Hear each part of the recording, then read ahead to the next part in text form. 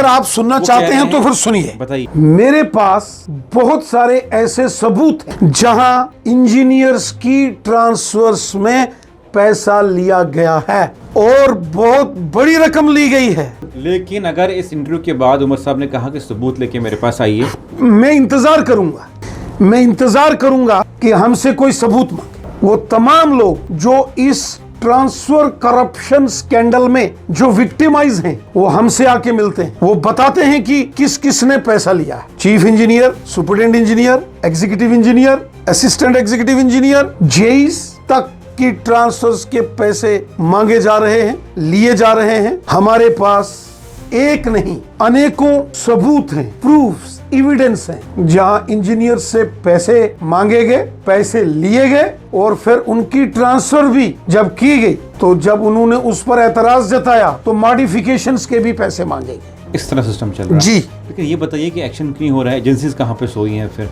जब इस लेवल की करप्शन सरकार में चल रही है?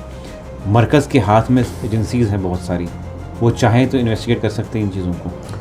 मुझे लगता है एजेंसीज अपना काम कर रही होंगी। और ये बताइए कि इतने बयानों के बावजूद सीएम साहब कोई रिएक्ट नहीं कर रहे हैं। मैंने आपके एक एमएलए से बात की, उन्होंने कहा कि शायद ये हाईकमांड की तरफ से आया होगा पैसा, आप जितना जमा कर सकते हो कर लो, 2-3 साल की सरकार है, इसीलिए उमर साहब कुछ बोल नहीं रहे हैं। क्या आपको लगता है कि देखिए, मैं इसके ऊपर कोई बयान नहीं दे सकता कि इतने बड़े पैमाने पर ट्रांसफर्स में करप्शन हो रही है और जम्मू कश्मीर के चीफ मिनिस्टर साहब क्यों चुप हैं, क्यों खामोश हैं, वो बोल क्यों नहीं रहे, ये या तो वो जानते हैं।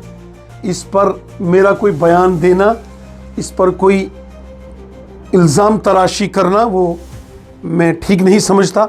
लेकिन इसमें कोई दो राय नहीं है कि आज की नेशनल कॉन्फ्रेंस की हुकूमत में कुछ चंद मिनिस्टर्स, मैं तमाम लोगों की बात नहीं करूंगा, हम तो वही बात करेंगे जिसके हमारे पास सबूत है, जिसके हमारे पास प्रूफ है। हम वो प्रूफ दे सकते हैं। कुछ लोग तैयार हैं जिनसे पैसे लिए गए, वो छोड़िए, बहुत सारे डिपार्टमेंट्स ऐसे हैं जहां 3-3 महीने के अंदर ऑफिसर्स की ट्रांसफर हुई है। एक साल में एक ऑफिसर की 3-3 बार ट्रांसफर्स होती है। क्या कारण है, क्या रीजंस हैं? फिर तो महबूबा मुफ्ती साहिबा ने जो बयान दिया है, वो भी एक रिस्पॉन्सिबल